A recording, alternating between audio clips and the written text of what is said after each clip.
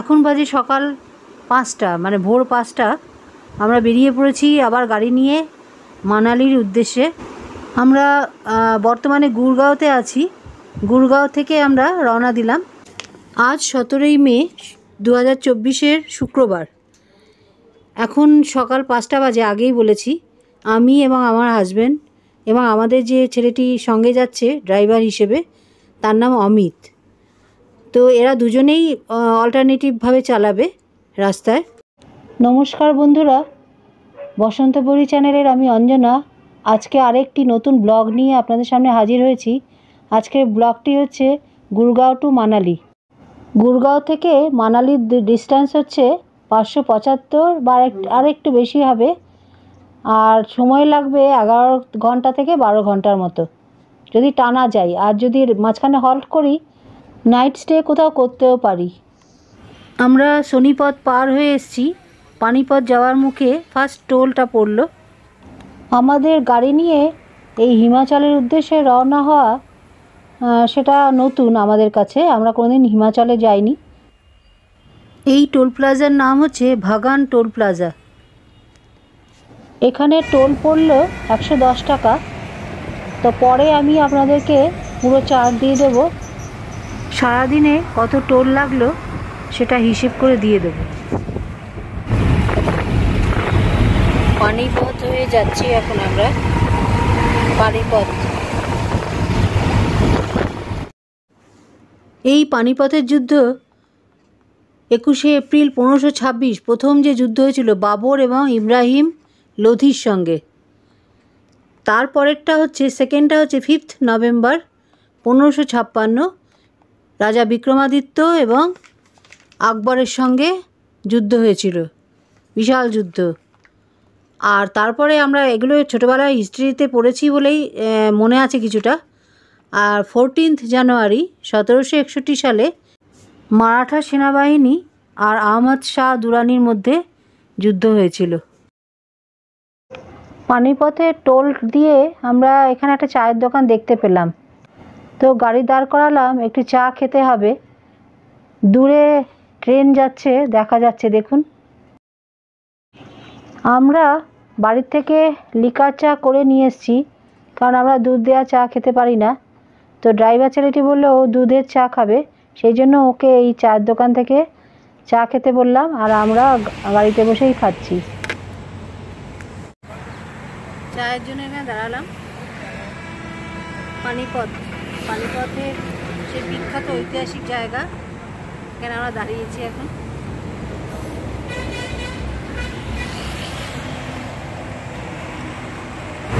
আমরা আজকে চা নিয়ে এসেছি, আমরা সেই চাটা এখন খাচ্ছি।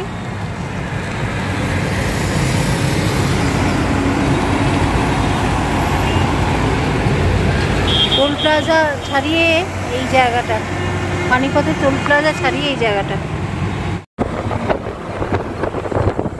সামনে কার্নাল আসছে, পানিপথ পার হয়ে কার্নালের দিকে যাচ্ছি আমরা। এসেই গেছে কার্নাল। থার্ড টোল দিয়ে আমরা কার্নালের দিকে এগোচ্ছি। তো কার্নাল সামনে। কার্নাল ছাড়িয়ে আমরা এগিয়ে চলেছি সামনের দিকে।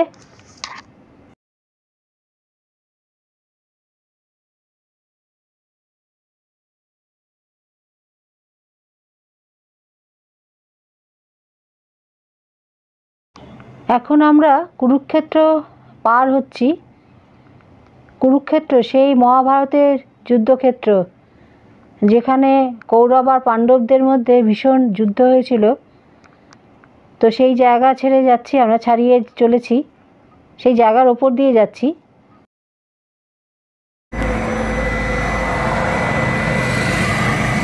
একটা ধাবা দেখে আমরা দাঁড়ালাম টিফিন করার জন্য। কি ধাবার नाम की? इसका नाम है अपना ढाबा। जगह है क्या? अपना नाम। इस जगह का नाम क्या है?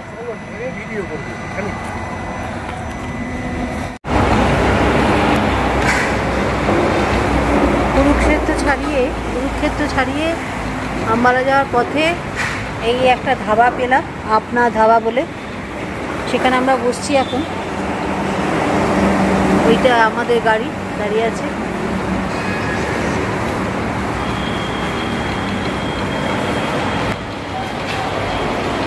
আম্বালা কাছাকাছি, খুব বেশি দূরে না। তো দেখি কি খাওয়া যায়। আলুর পরোটা বলেছি দিতে, দিই। আমরা আলুর পরোটা অর্ডার দিয়েছিলাম, তো আলুর পরোটা দিয়ে গেছে। এখানে এক একটা আলুর পরোটার দাম নিল 60 টাকা করে, তার সঙ্গে জিএসটি আছে। আলুর পরোটাটা খুব ভালো হয়েছিল খেতে।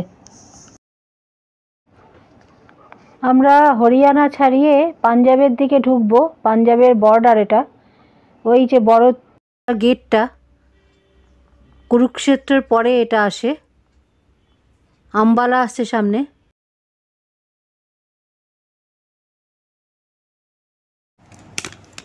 হরিয়ানা থেকে পাঞ্জাব, তারপর হিমাচল প্রদেশ। কুরুক্ষেত্র এবং পানিপথের যুদ্ধ ভারতবর্ষে ভাগ্য নিয়ন্তা যুদ্ধ বলা হয়। তবে কুরুক্ষেত্র হলো এক ধর্মযুদ্ধ, যেখানে ধর্মের জয় হয়েছিল এবং অধর্মের পরাজয় হয়েছিল, আর সৃষ্টি হয়েছিল শ্রীমদ্ ভাগবত গীতা। এই গেটটাকে কি সুন্দর করে সাজিয়েছে দেখুন। বিশাল বড় একটা ধনুক, আর তার উপরে একটা বড় শাঁখ তৈরি করেছে। শাঁখটা হচ্ছে পাঞ্চজন্য শাঁখ, যেটা শ্রীকৃষ্ণ যুদ্ধবিরতির জন্য সন্ধে হওয়ার আগেই বাজাতেন কুরুক্ষেত্র যুদ্ধের সময়।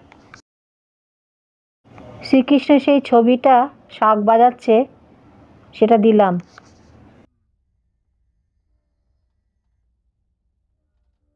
আর পাঞ্জাব মানে পঞ্চ অবের দেশ। পঞ্চ মানে 5, আর অব মানে হচ্ছে নদী। 5টা নদী হলো বিপাশা, চন্দ্রভাগা, ইরাবতী, শতদ্রু আর বিতস্তা। বিতস্তাকেই ইংরেজি ভাষায় বলে ঝিলাম, আর চন্দ্রভাগাকে বলে চেনাব। আম্বালা সিটি ছাড়িয়ে আমরা যাচ্ছি।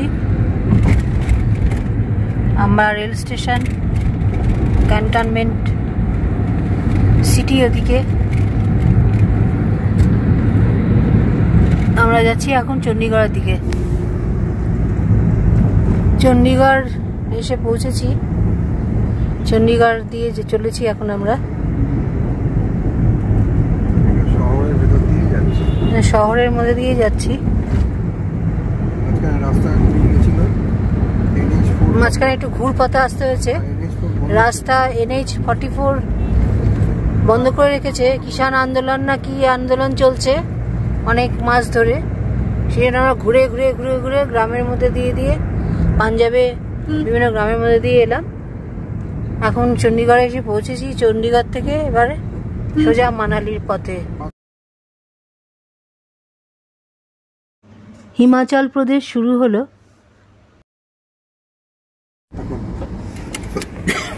আমরা এখন হিমাচল প্রদেশে প্রবেশ করছি। এই যে সামনে এই যে বিশাল গেট, ওখানে বাইরের গাড়ি দেখলেই টাকা নেয়। বাইরের গাড়ি হলে টাকা নেবে, টোল ট্যাক্স। টোল তো এটা কি বলে, গ্রিন ট্যাক্স না কি একটা আছে, সেটা নেয়। এই যে হিমাচলের কোনো গাড়ির থেকে এই ট্যাক্সটা নেয় না, অন্য স্টেটের গাড়ির থেকে ট্যাক্সটা নেয়।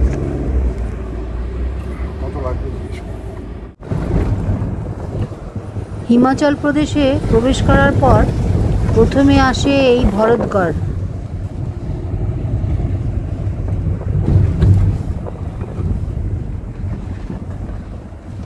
এইখানে এই নদীতে কোনো জল নেই এখন, খুব কম, শুকিয়ে গেছে প্রায়। এই ভয়ঙ্কর হয়ে উঠেছিল। এই ওপর পর্যন্ত জল, পাথর, বালি, কাঠ সব নিয়ে এখান দিয়ে গেছে, ভাঙতে ভাঙতে। তাকে এখন বোঝাই যাচ্ছে না। এগুলো সব এখন রাস্তা তৈরি হচ্ছে।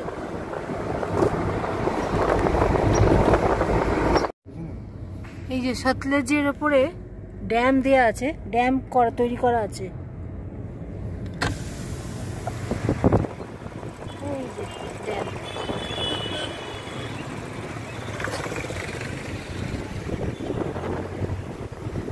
সত্যিজ রিভার।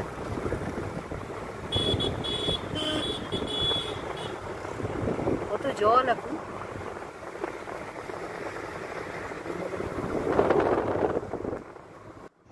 কিরাতপুর পার হচ্ছি আমরা, যাচ্ছি তো এই মান্ডির দিকে যাচ্ছি। তো সতলেজের ওপর ড্যামটা রাস্তায় দেখলাম, এই প্রচুর জল। এই আমরা বিলাসপুর দিয়ে চলেছি, বিলাসপুরের মধ্যে ঢুকেছি, পার হচ্ছি। এই বিলাসপুরেও অনেক সুন্দর সুন্দর থাকার জায়গা আছে, গেস্ট হাউস আছে, কিন্তু আমরা এত ঘিঞ্জি জায়গা থাকবো না করে আমরা এগিয়ে যাচ্ছি। ফাঁকা জায়গা পেলে যেখানেই পাবো সেখানেই আমরা একটু রেস্ট নেব আজকে। এই জায়গাগুলো একটু ঘিঞ্জি হবে কারণ এটা বাজার এরিয়া, বাজার দোকান হোটেল এইসব এরিয়া, সেই জন্য একটু ঘিঞ্জি। ফাঁকা জায়গাও আছে, খুব সুন্দর সুন্দর জায়গা আছে। এইবারে আমরা সুন্দরনগরে প্রবেশ করছি। সুন্দরনগরটাও খুব সুন্দর। সুন্দরনগর মানালির আগে, মান্ডির আগে সুন্দরনগর। সুন্দর জায়গা এই সুন্দরনগর। সুন্দরনগরেও থাকা যায়, সেরকম ফাঁকা জায়গা কিছু পেলে থাকবো।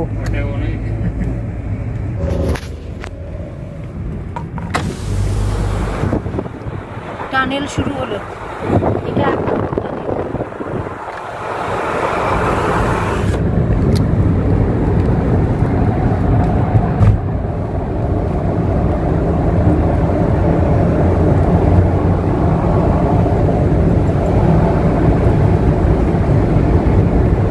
এক নম্বর টানেল দিয়ে যাচ্ছি আমরা।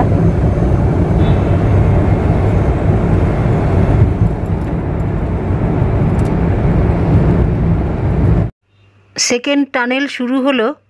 এই টানেলগুলো কিন্তু এক একটা 2 কিলোমিটার 3 কিলোমিটার করেও লম্বা আছে। যারা গেছে গাড়ি নিয়ে তারাই একমাত্র বুঝবে বা জানবে। রাস্তা যে ভেঙে গেছিল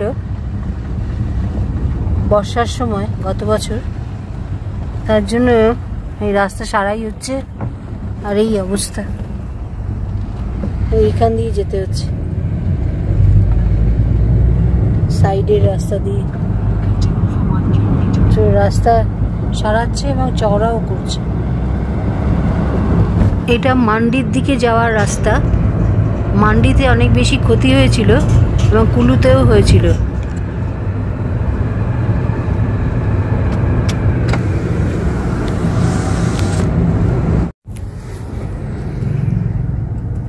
মান্ডি শহরে এসে পৌঁছেছি। এই যে শহরটা, পাহাড়ের গায়ে গায়ে সব বাড়ি।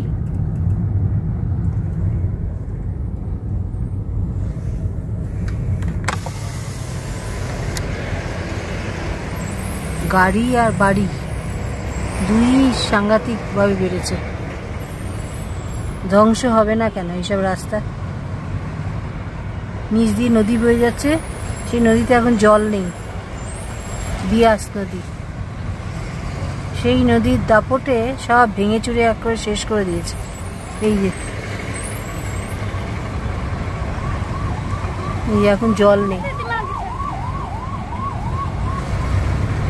আবার ওদিক থেকে ওপর থেকে ধস নেমেছিল, সেসব চিহ্ন রয়েছে। কত রিপেয়ার করবে? আবার তো বর্ষা আসছে।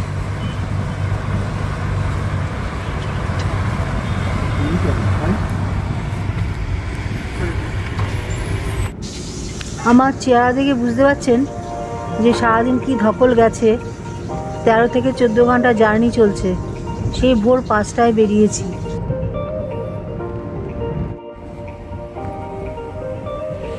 অবশেষে আমরা এই হোটেলটা রাস্তার উপর পেলাম নাইট স্টের জন্য।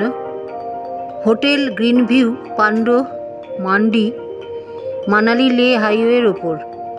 সারাদিন 12-13 ঘন্টা জার্নির পর এই সুন্দর ফাঁকা জায়গার হোটেলটা আমরা পছন্দ করলাম। আমরা ভীষণ টায়ার্ড, কারণ গুরগাঁও, দিল্লি, হরিয়ানা, পাঞ্জাব সব জায়গাতেই অসম্ভব গরম পেয়েছি রাস্তায়। গাড়িতে এসি ছিল যদিও, তবুও মনে হচ্ছিল যে কিছুই হচ্ছে না, শরীর যেন ঠান্ডাই হচ্ছে না। এখানে ঘর নিলাম সন্ধে 6:30টার সময় এসে পৌঁছে। এখানে খুব একটা ঠান্ডা নেই, হালকা লাগছে। আর ড্রাইভার ছেলেটিও ভীষণ ক্লান্ত হয়ে পড়েছে, বয়স তো কম, বেশি বয়স না। আর আমরাও তো খুবই ক্লান্ত, সেটা বুঝতেই পাচ্ছেন, আর সেটা গরমের জন্যই মনে হচ্ছে। তো এই হোটেলের ঘরগুলি যথেষ্টই সুন্দর, সব ব্যবস্থাই আছে। ব্যালকনিটাও খুবই সুন্দর, বসে আড্ডাও মারা যায়। আর উল্টো দিকের ওই হোটেলগুলো আমাদেরকে ডাকাডাকি করছিল, ওগুলোও ভালো, তবে আমাদের এইটা বেশি পছন্দ হলো, কারণ এটা নতুন তৈরি হয়েছে এবং ব্যবস্থাও ভালো, খারাপ না। তবে ওই হোটেলগুলো বিয়াস নদীর ধারে, ওটাও সুন্দর লাগতো হয়তো। যাই হোক, এখন আমরা রেস্ট নেব। ব্যালকনিতে দাঁড়ালে ওইদিকে কুলুর রাস্তাটা চলে গেছে, দেখা যাচ্ছে। আজকে সারাদিনে আমাদের যা যা টোল দিতে হয়েছে তার একটা লিস্ট আপনাদের সামনে দিয়ে দিলাম। আর একটা গ্রিন টোল আমাদের দিতে হয়েছিল হিমাচলে ঢোকার মুখে, সেটা নিয়েছিল 60 টাকা, 60। আজকের ব্লগটা আমি এখানেই শেষ করছি।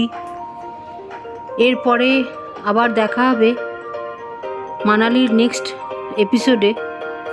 ততদিনে আপনারা ভালো থাকবেন, সুস্থ থাকবেন, সাবধানে থাকবেন, আর আমার পাহাড় ভ্রমণের আনন্দ উপভোগ করবেন। যারা নতুন তারা সাবস্ক্রাইব তো অবশ্যই করবেন যদি ভালো লাগে, আর যারা আমার সঙ্গে আছেন তারা লাইক, শেয়ার এবং কমেন্ট অবশ্যই করবেন। কমেন্ট করে আমার পাশে দাঁড়াবেন। আমরা এখানে খাবারের অর্ডার দিয়েছিলাম চিকেন কষা, ফুল হান্ডি বলে, আর দুটো রুটি তন্দুরি মতো, আর প্লেন রাইস একটা, আর একটা জিরা আলুটাও অনেকটাই বেশি দিয়েছে, অনেকটাই দিয়েছে। আর দিয়েছে পেঁয়াজ আর লঙ্কা আর লেবু। তো আমরা স্নান টান সেরে এই খাবারটা খাবো, খেয়ে রেস্ট নেবো, আবার পরের দিন আবার যাত্রা শুরু করব।